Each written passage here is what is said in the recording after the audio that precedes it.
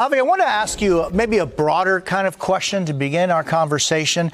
One of the hallmarks of a democracy is the possibility of people to protest and to, if they feel a certain way, to go out into the streets and not be threatened by that protest. And that's one of the things that we see in Israel, maybe a contrast to other countries in the region. But Avi, there's so much pain that is going around, and you see on the one hand people clearly pointing to Hamas in the streets of Jerusalem and Tel Aviv, pointing at Hamas for what they just did.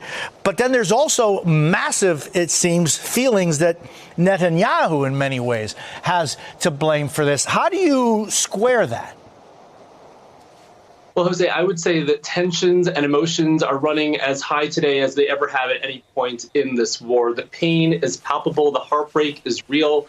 These 6 young people had become household names. Of course, many of us know the name of Hersh Goldberg Poland. He was an American Israeli citizen, but the 5 others were also very well known within Israel. And so the news of their murder had been met with such tremendous emotion in this country, which translated into hundreds and thousands of people pouring into the streets of Jerusalem, Tel Aviv, and other cities. Yes, of course, there's broad recognition that Hamas is the entity that murdered them. It's the one, of course, that took them captive in the first place, that held them under deplorable conditions, and then, of course, pulled the trigger and killed them. But there's also a lot of anger directed at the prime minister and his government for not having closed the deal earlier, not having been perhaps as forthcoming as some in the public imagined that he and his government could have been in reaching that deal. So tensions are extremely high. And as your correspondent said, remains to be seen whether the protests continue in the next few days and what results that might have. I'm wondering what your thoughts are. I mean, if there is another failure to reach a deal, what could this mean for the entire region going forward? Jose, I mean, a deal, I feel like we've been talking about this for so long now, about how close negotiators come, how there may be another breakthrough.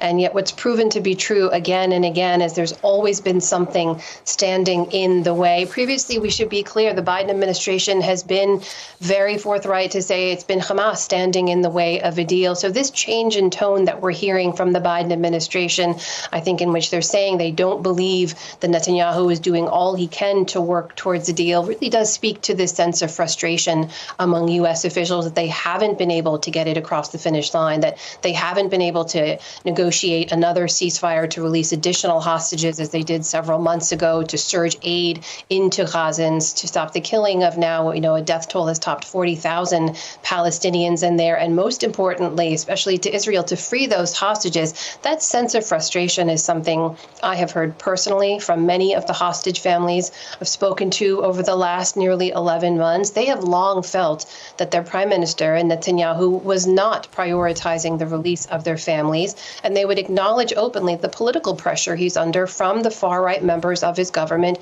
to whom he is beholden and who they believe are pushing Netanyahu to continue to prosecute the war, they say at the expense of their families' safety. And so we don't know what will happen next with a potential ceasefire deal. Anyone saying that they know, I think, is just hoping for the best. I will point out, as Monica did, that this is the president here in the United States who believes in international law, who believes in pressure from allies working towards the common goal, and who said yesterday to reporters that hope springs eternal. I think that hope is something that both Palestinians on the ground in Gaza and also everyone across Israel, most imminently these hostage families, needs to keep alive right now. And Avi, I mean, yesterday Netanyahu responded to the growing pressure, saying that no one will preach to him. Can he keep ignoring the unrest at home and continue on this path? Well, the prime minister I apologize, Avi. Go sorry. ahead. It's all good. Look, the prime minister has resisted similar pressure in the past, most notably around the judicial reform, which his government was trying to advance just last year. The protests at the time were the same size, perhaps even larger than the ones we saw over the past few days, and he stood firm at that time, and it's certainly possible that he might do the same now.